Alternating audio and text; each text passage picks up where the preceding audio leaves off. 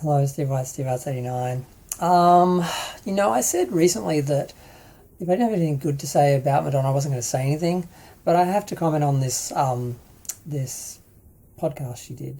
Now, I got kind of excited when I heard that Madonna was going to do some big interview, and then I heard it was going to be an actual podcast and it was going to be like long. I'm like, wow, this could be nice to see her actually go into some detail about things and talk about some things. And then I heard it was going to be about spirituality. I'm like, oh God, we've already gone through all this with her before. 20 years ago, this is so 1998. God, that was more than 20 years ago, but you know what I mean.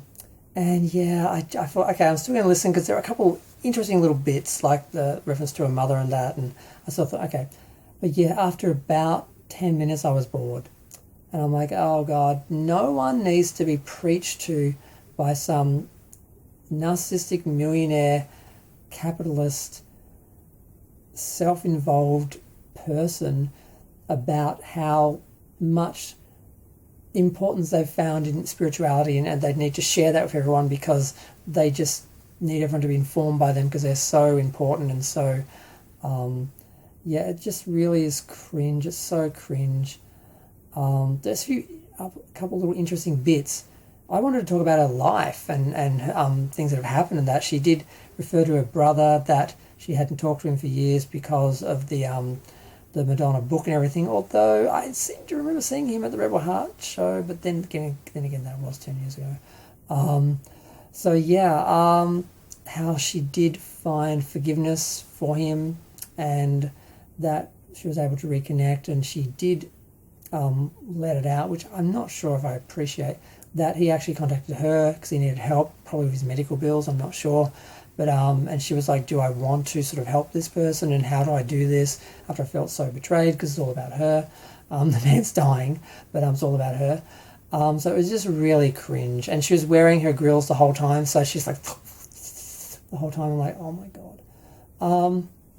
So yeah, so it was, oh God, it was just so bad. I did listen to the whole thing. It was painful because about an hour in, she brings on her teacher, and he spends half of the rest of the thing talking, and I'm like, I didn't come here for a Kabbalah lesson. I've done all that with you.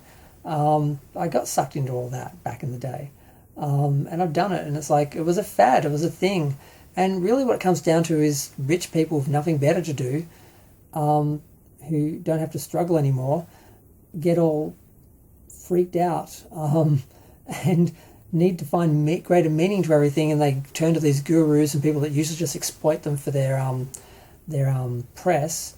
I mean, God, I wanted to say the name of a religion starting with S, but Lord knows I don't want to get in trouble, because they will come for you.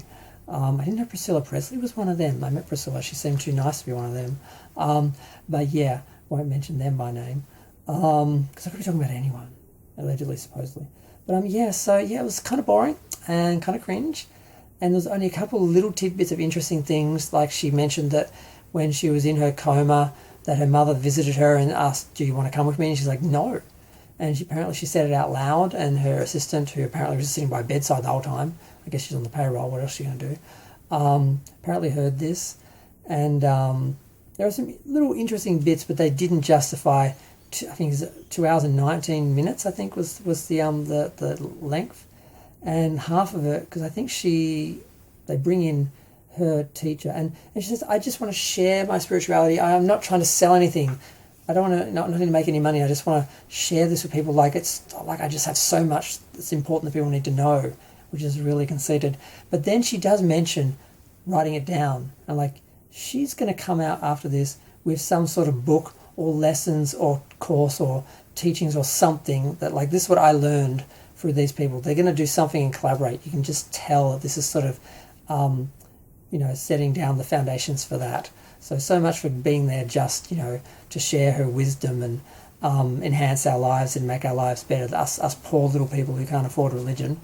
It was just really conceited, and it was just cringe as hell.